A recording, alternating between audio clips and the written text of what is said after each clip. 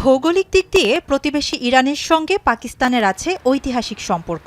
অভিন্ন সীমান্তের দেশটির সঙ্গে বরাবরই ভ্রাতৃত্বপূর্ণ সম্পর্কের কথা উল্লেখ করে আসছে ইসলামাবাদ। পাশাপাশি যুক্তরাষ্ট্রের সাথেও সামরিক ও কূটনৈতিক যোগাযোগ আছে শেহবাজ শরীফ সরকারের।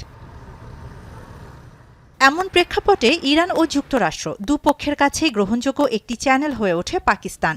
যুদ্ধবন্ধে তাই বেশ কয়েকদিন ধরেই ইরান ও যুক্তরাষ্ট্রের মধ্যে মধ্যস্থতাকারী হিসেবে কাজ করে আসছে ইসলামাবাদ। পাকিস্তানের পক্ষ থেকে আলোচনা পরিচালনা করছিল উচ্চ পর্যায়ের একটি দল, যার নেতৃত্বে ছিলেন পররাষ্ট্রমন্ত্রী ইসহাক দার।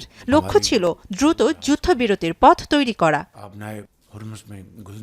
এর আগে ডোনাল্ড ট্রাম্প পাকিস্তানের সেনাপ্রধান আসিম মুনিরের প্রতি আস্থা প্রকাশ করেন, যা পাকিস্তানকে ওয়াশিংটনের কাছে আরও বিশ্বাসযোগ্য মধ্যস্থতাকারী করে তোলে। সব মিলিয়ে ক্রমেই ইসলামাবাদ হয়ে ওঠে প্রধান যোগাযোগ কেন্দ্র।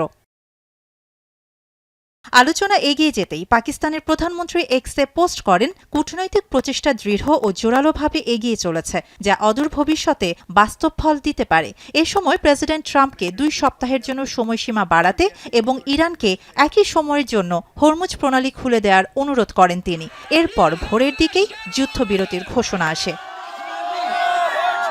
একদিকে ইরানের সাথে দীর্ঘদিনের সম্পর্ক, যার মধ্যে ছিল সীমান্ত এবং সম্পৃক্ততার ইতিহাস, অন্যদিকে ডোনাল্ড ট্রাম্প প্রশাসনের সাথে একটি কার্যকরী সম্পর্ক।